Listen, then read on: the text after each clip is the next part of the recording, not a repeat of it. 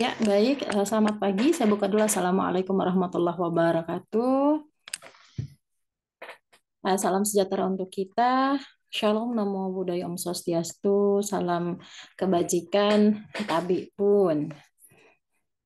Ya, kepada mahasiswa, semoga saudara semuanya dalam keadaan sehat, semuanya dalam keadaan segala urusan ya dipermudah oleh Tuhan Yang Maha Esa.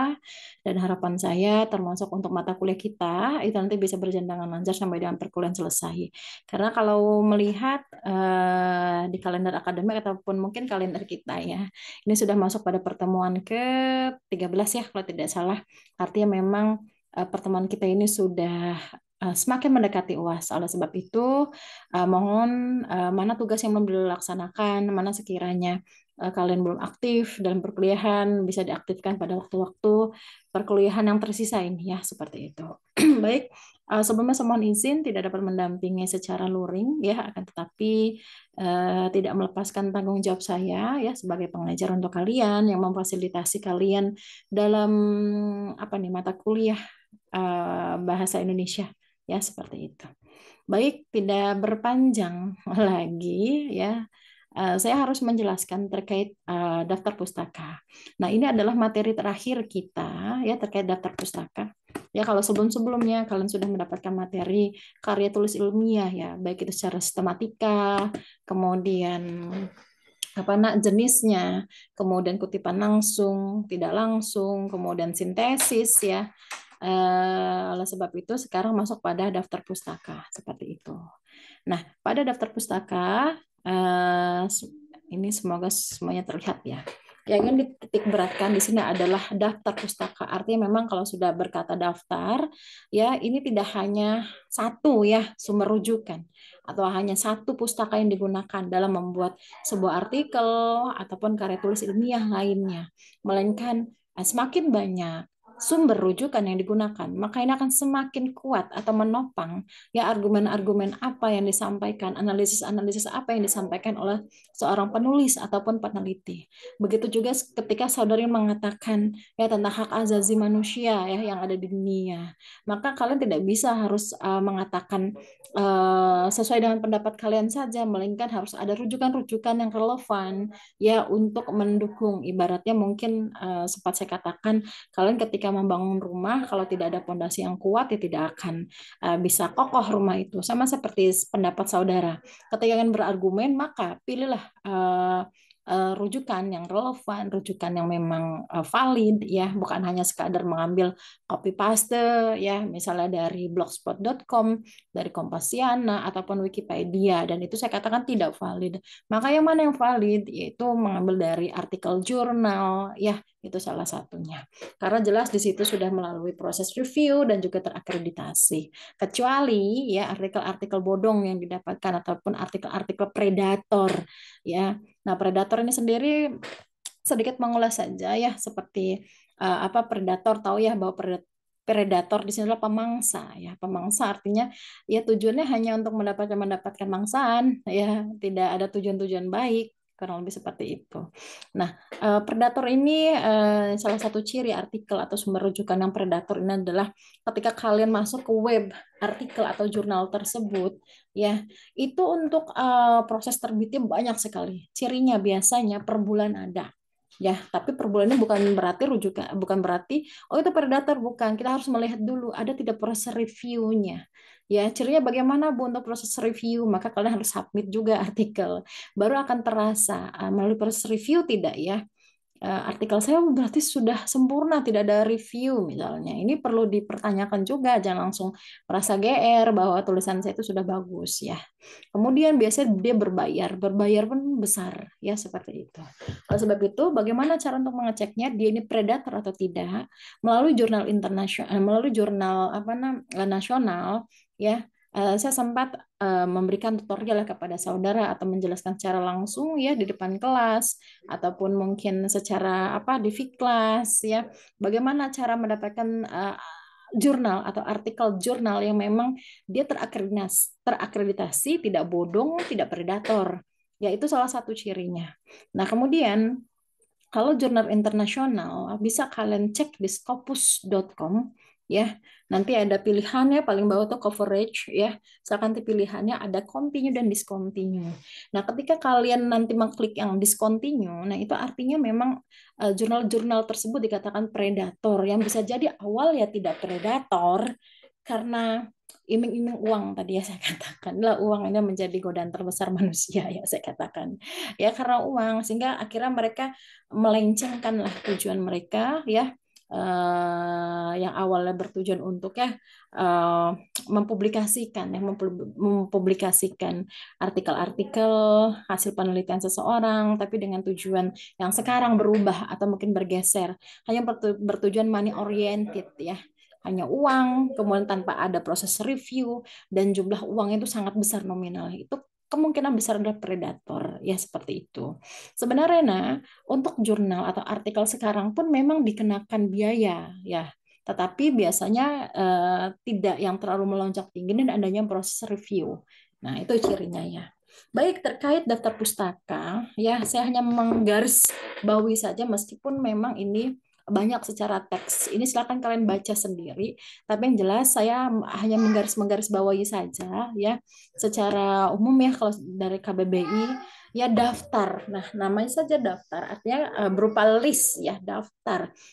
Yang terdiri atas bukan hanya satu ya, melainkan lebih dari itu.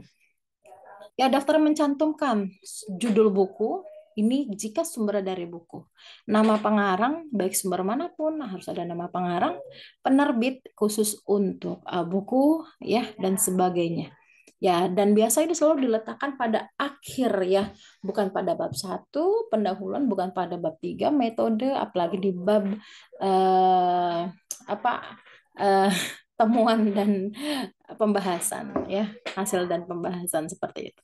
Nah, kemudian si Goris Keraf ini dia menyatakan bahwa si daftar kepustakaan ya atau bibliografi ya, ini daftar yang sumber-sumbernya bisa dari buku, artikel-artikel dan bahan-bahan penerbit lainnya. Nah, di sini saya garis bawahi atau mungkin saya bedakan warna ya. Ya, ini apa sumber-sumber yang tidak dijadikan sumber rujukan yang terpercaya. Ada Kompasiana, Workplace, ya, blogspot.com, ya, dan juga Wikipedia dan lain-lain. Ini tidak, ya. Mengapa? Karena di sini, ya, kevalidannya ini ya tidak ini nah ya tidak valid ya mereka mungkin hanya copy paste begitu baik adapun fungsi daftar pustaka yang memang harus diketahui ya oleh mahasiswa. Jadi memang ketika kalian mencantumkan ya atau mungkin kalian ini ya kemarin penugasannya ya membuat sintesis sumber-sumber itu kan bukan asal, bukan main comot ya, melainkan dapat dari mana? Mungkin dapat dari artikel. Dengan tujuan apa? Yang satu, jelas memberikan informasi bahwa pernyataan yang dibuat itu bukan hasil pemikiran sendiri. Ya, ada patokannya, ada rujukannya. Ya, seperti itu. Nah, kemudian jika pembaca menginginkan mendalami lebih lanjut ya tentang apa yang dikutip, maka dia bisa langsung menuju pada referensi tersebut ya, pada artikel tersebut, pada buku tersebut ya. Nah, kemudian yang tak kalah penting, ini adalah kalian memberikan apresiasi atas penghargaan. Ya, ketika kalian mengutip tulisan orang lain, maka cara mengapresiasinya adalah menuliskan namanya, sumbernya pada daftar pustaka. Ini kita secara logika saja jika misalnya saudara membuat sebuah karya, kemudian orang lain mencomot saja karya Anda. Ya, saya yakin geram, kesal, ya, dan juga tidak terima. Sama seperti ya penulis lain yang mereka sudah capek-capek berpikir, tapi ternyata kita hanya mencomot saja. Ya, ini tidak diperkenankan. Kemudian, nah di sini menjaga profesionalitas ya penulis ya apa yang sudah dia buat ya itu tadi ya antara penghargaan dan juga menjaga keprofesionalan. Nah, kemudian hal yang secara umum yang biasa pada daftar pustaka itu ada nama pengarang, kemudian ada judul buku, kemudian ada data publikasinya, ya, kemudian ada juga eh, hal-hal yang lain ya. Kalau memang sumbernya dari artikel jurnal, maka ini bisa dilihat ya. Ada nomor ya, nomor terkait nomor kan ini sudah sempat saya jelaskan ya, nomor artikelnya ya, kemudian di tahun berapa ya, seperti itu. Nah kemudian Ini tata cara hanya secara umum saja atau selintas lah saya ini ya. Nah, tipe penulisan daftar pustaka di Indonesia ini nak masih merujuk seperti di luar ya, yang mana kalau orang luar ya, di luar Indonesia mereka sangat menghormati sekali dengan marga ya, dengan marga ya. Kalau di Indonesia mungkin ya tidak semua menggunakan marga ya. Ada suku-suku tertentu yang memang hanya menggunakan marga, tapi mungkin yang lainnya juga tidak. Nah, tetapi Indonesia secara umum dia mengikuti formatnya yang dari luar negeri ini, nah dari luar ya, dengan menuliskan nama, mohon maaf, kata terakhir dari sebuah nama ya. Ahmad Sanusi Pane, maka diambil ya Panenya saja misalnya. Tapi kalau hanya Destiani ya sudah Destiani saja, cuma satu kata ya. Namanya Margaret ya sudah Margaret saja misalnya seperti itu. Nah, itu ya mau sepanjang apapun nama ya yang diambil adalah nama ujung ya seperti itu. Meskipun memang ya Destiani itu bukan nama marga ya misalnya, tetap pakai yang ujung saja. Nah, kemudian mau sepanjang apapun gelar si penulis ini tidak perlu nak dicantumkan. Ya, Destiani cukup saja Destiani, tidak perlu Destiani MPD, tidak perlu ya. Kemudian judul buku dicetak miring. Ya, nanti ada contohnya atau digarisbawahi pada setiap kata ya. Nah, ini kalau sekarang kan tidak menggunakan garis bawah nah, melainkan cetak miring ya seperti itu. Teknologi sudah semakin canggih ya, maka tidak perlu repot-repot kalau dulu itu menggunakan apa penggaris dan juga pulpen. Nah, kemudian pada baris pertama itu diketik mulai ketukan pertama ya, ketukan pertama. Sedangkan baris kedua itu mulai pada ketukan ketujuh ya. Karena acap kali memang untuk satu sumber rujukan itu bisa sampai dua ataupun tiga baris. Jadi untuk baris kedua, kemudian baris ketiga itu pada ketukan ketujuh ya seperti itu. Nah, kemudian eh antara baris dengan baris berikutnya satu spasi. Misal tadi saya katakan, nah, dalam satu rujukan buku misalnya, itu sampai 2 sampai dengan 3 baris. Nah, tiap itu dibuat satu spasi, ya, sehingga dempet-dempet. Akan tetapi antara rujukan yang satu sama rujukan kedua sama rujukan ketiga ya ini spasi spasi dua. Nah, spasi dua ini ya, biasanya dia bergantung dari institusi ya. Ada yang menggunakan institusi dalam pembuatan skripsi misalnya 2 spasi, ada juga yang hanya 1,5 spasi. Baik, mungkin lebih jelasnya ya akan saya berikan contoh setelah ini. Nah, sekadar informasi ya bahwa untuk penulisan daftar pustaka, nah, ini style ya, style atau gaya ya, atau mungkin jenis ya. Saya yakin mahasiswa saya memiliki style yang laki-laki ya, style rambut yang berbeda. Itu style gaya kalian. Nah, atau mungkin yang putri ketika menggunakan hijab atau jilbabnya, saya akan memiliki style yang berbeda juga. Ya, kalau saya mungkin dengan jilbab agak lebar ya, kemudian di sini pas ada bros ya.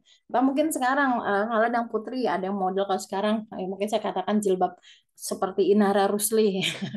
Itu kan ada juga atau ya silakan ya dengan style masing-masing. Nah, style atau cara penulisan atau gaya penulisan daftar pustaka ini jenisnya macam. Ada yang metode Harvard, ada yang Vancouver, kemudian ada juga yang nah apa ya American Psychological Association atau juga yang MLA Modern Language Association ya. Nah, ini bisa kalian cek nanti di Google Scholar ya. Mungkin ini akan saya jelaskan pada pertemuan mendatang terkait itu. Nah, tadi dari ketiga atau keempat ya style tadi atau cara penulisan daftar pustaka yang paling familiar yang digunakan di Indonesia, kita menggunakan yang American Psychological Association. Nah, yang ini saya lewati saja. Mengapa? Karena ya tidak aplikatif juga untuk kalian. Buat apa ya kalian belajar tapi hal yang tidak aplikatif. Nah, ini akan kalian gunakan untuk mata kuliah saya. Ya, saya katakan untuk mata kuliah saya. Sementara nanti ketika kalian berada di semester 7 mengerjakan skripsi ya, itu ikuti formatnya Unila.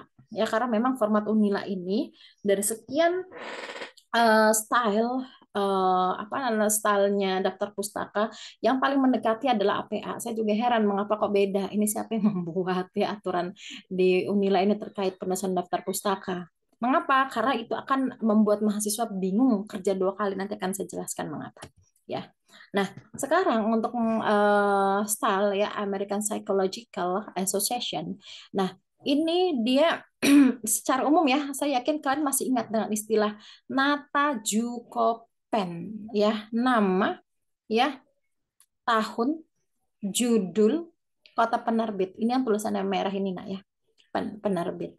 Nah, kan tetapi si pola American American Psychological Association ini ya dia memiliki apa update-nya terbaru terus ya. Ada yang versi 6, ada yang versi 7, ya versi 7 kalau tidak salah terakhir. Nah, kalau kalian lihat di mana nak di Microsoft Word kalian, itu di bagian apa nak atas itu ada pilihan untuk apa citation-nya ya, daftar pustakanya. Itu ada pilihan, ada APA versi 6, versi 7 cuma rata-rata yang saya lihat itu masih versi 6, yang versi 7 belum ada.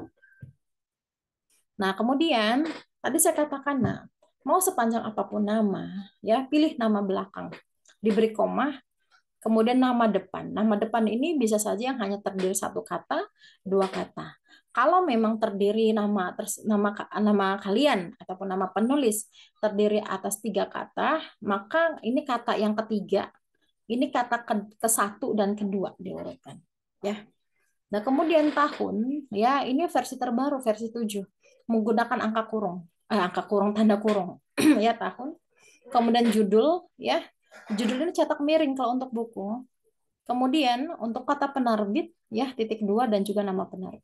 Nah, ini yang membedakan antara model APA dengan punya Unila. Nah, maka saya juga heran Unila ini mengikuti siapa gitu ya.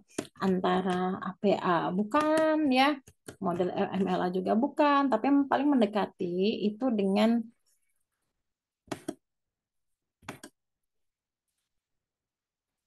ini nak ya, dengan APA tahun, judul. Ini kalau buku ya, cetak miring. Sorry, ini cetak miring ya. Nah, kalau yang Unila dia bukan kota penerbit, kemudian nama penerbit, melainkan dia kebalik. Nama penerbit dulu, kemudian koma, dan ada baru kota penerbit. Ya.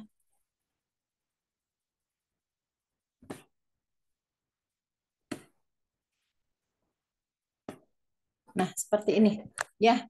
Karena yang paling mirip di antara stylenya APA, Unila itu mengikut dengan maksud saya Unila itu paling dekat stylenya itu dengan yang APA. Kalau yang MLA ya, Modern Language Association ya terus terang saya tidak mau mengajarkan ke kalian karena memang kita fokus ke sini saja ya yang memang langsung diterapkan oleh kalian seperti itu.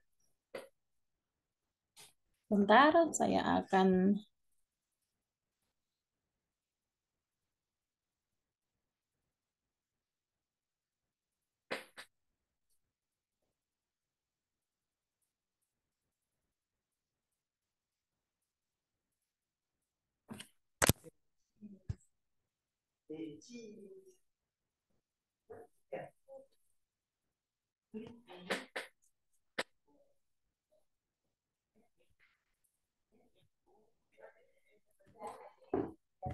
berikutnya.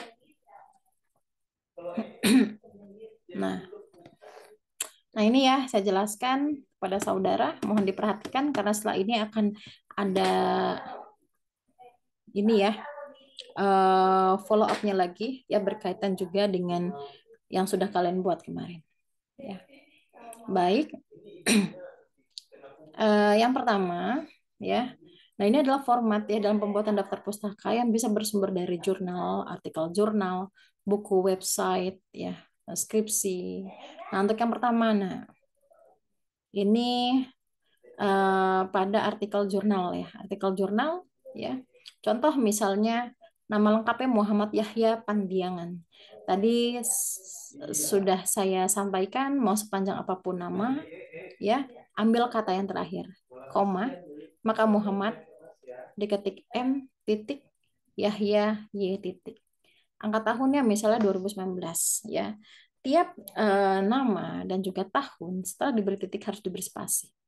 Tahun titik kemudian spasi ya. Strategi dan implementasi ya. Pelaksanaan pendidikan karakter peserta didik. Ini beri tanda titik ya. Ini judul artikel ya. Beda dengan nama jurnal ya. Ini tadi judulnya seperti ini. Kemudian nama jurnalnya apa? Jurnal Pendidikan Bahasa dan Sastra Indonesia ini contoh. Kemudian volume ya, ada volumenya, ada nomornya ya, buka kurung di sini. Volume ini mungkin saudara masih ingat, volume ini berkaitan dengan atau menunjukkan artinya jurnal ini sudah 3 tahun didirikan. Ini hitungan angka ketiga, berarti sudah 3 tahun. Tinggal dihitung mundur saja ya. Kalau misalnya sekarang 2023, artinya memang pada tahun 2020 seperti itu. Nah, kemudian buka kurung 2 ya. 2 ini menandakan bahwa pada tahun 2023, mohon maaf 2019 ini ya. 2019 artinya ini terbitnya 2019. Nah, ya. Kemudian volumenya 3. Nah, artinya hitung mundur saja. 2019 dikurangi 3 tahun. Artinya artikel jurnal ini sudah berdiri selama 3 tahun dan tahun 2016. Nah, kemudian 2 ini artinya pada tahun 2019 ini ya sudah menerbitkan 2 kali. Ya, untuk periodenya kapan saja ya bisa jadi bulan-bulannya berbeda karena tiap pengelola jurnal itu memiliki apa saya katakan selingkung mereka memiliki kesepakatan tersendiri ya kapan mau menerbitkan setiap kali terbit jurnal tersebut. Nah, ini menunjukkan nah ya 157 sampai dengan 165 ya ini menunjukkan bahwa artikel ini dimulai ya artikel si siapa Pandiangan ini dengan judul strategi dan implementasi dimulai pada halaman 157 sampai dengan 165 seperti itu. Nah, sekarang bagaimana kalau yang bersumber dari buku? Ya, tadi sempat saya singgung Nataju Kopen. Ini saya katakan ikuti dengan style APA meskipun nanti implementasinya kalian pada saat pembuatan skripsi harus mengikuti Unila dengan yang seperti ini. Nah, ini ya.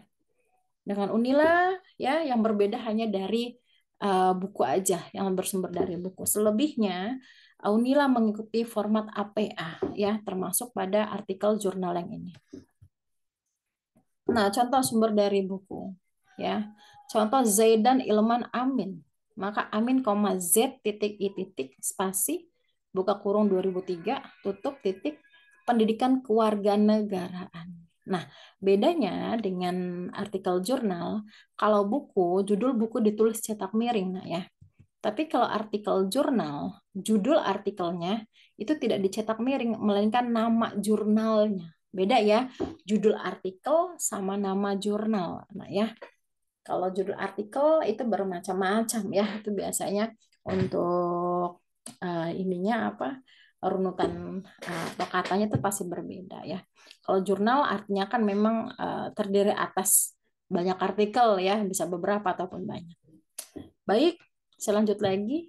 Kota penerbitnya titik 2 ya. Pusat penerbitan Universitas Terbuka. Mohon maaf, ini harus saya perbaiki dulu.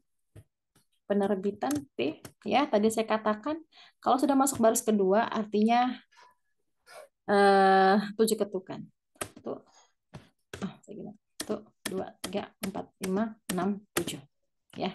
Silakan nanti disamakan kalau sampai 3 baris berarti mengikuti dengan universitas ini. Berikutnya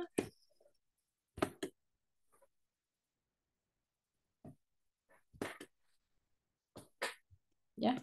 Nah, kalau daftar pustaka tersebut ini bersumber dari website ya, ya, maka tetap penulisannya nama belakang pengarangnya siapa, inisial nama depannya siapa, tahunnya. Nah, ini judul website. Nah, kapan pengaksesan sama sumbernya dari mana? Nah, contoh Alfari, S titik 2020 Kemudian teks pidato, ini judulnya ya, teks pidato, pengertian, tujuan, struktur, dan metodenya. Ya. Metodenya Bahasa Indonesia kelas 9. Bisa diakses pada tanggal 24 Februari 2022. Nah, ini kalau kalian lihat, ini sudah mengikuti, nah ya, dari judul, kapan diakses URL-nya. Ini hanya sebagai contoh, tapi jangan diikuti. Sumbernya itu dari blog misalnya. Ya, nah blogspot.com. Tapi kalau ini kan sudah ini, nah ya, valid ya, ruangguru.com ya. Seperti itu. Nah, ini kapan diaksesnya? Silakan diketik, diberikan informasi. Ya, diaksesnya kapan oleh kalian? Sementara ketika tulisan ini diterbitkan ini pada tahun 2021. Ya, ini URL sumbernya. Nah, baik. Kalau ini ya bersumber dari skripsi ya mahasiswa juga. Ini ketika membuat apa nah skripsi itu tidak lepas ya seringnya menggunakan skripsi kakak tingkatnya juga. Tapi hal ini agak dihindarkan ya, agak dihindarkan. Mengapa ya? Eh, Masalah kebaruan ya. Jadi lebih baik pilih artikel jurnal ya seperti itu. Nah, namanya silakan sama dibalik nah ya tahunnya, misal dampak globalisasi dan pengaruhnya terhadap kelestarian, ya sampai dengan sini. Kemudian beri keterangan jenis pustakanya skripsi, kemudian instansi penerbitnya, misal Universitas Muhammadiyah Makassar, ya kotanya ada di Makassar dan Indonesia, seperti itu. Nah ini ada contoh, ya saya mengambil punya saya ada Destiani sebagai penulis pertama, tim saya Andayani dan Muhammad Rohmadi, ya cuman karena terdiri atas dua tadi ya maka Rohmadi M ya 2018 ragam fungsi gestur pada tuturan deeksis ya Srikandi analisis multimodal corpus ya ini judulnya kemudian nama jurnalnya JPBSI Jurnal Pendidikan Bahasa dan Sastra Indonesia ya kemudian diberikan koma karena masa satu kesatuan ini adalah volumenya ya tadi saya katakan artinya memang pada tahun 2018 ya ini baru 3 tahun berdiri kalau dihitung mundur berarti tahun 2015 si jurnal JPBS ini dibentuk. Nah kemudian angka 2 di sini menunjukkan bahwa pada tahun 2018 ya penerbitan si jurnal ini 2 kali. Nah ini saya ambil langsung dari Google Scholar dan seperti ada kesalahan ya. Jumlah halamannya masa 77 sampai dengan 80. Ya 77 ya setidaknya sekitar 10 halaman. Ya seperti itu. Oh ini belum selesai. Nah ini saya ambil contoh yang itu sama. Oh ini belum ke copy paste semua.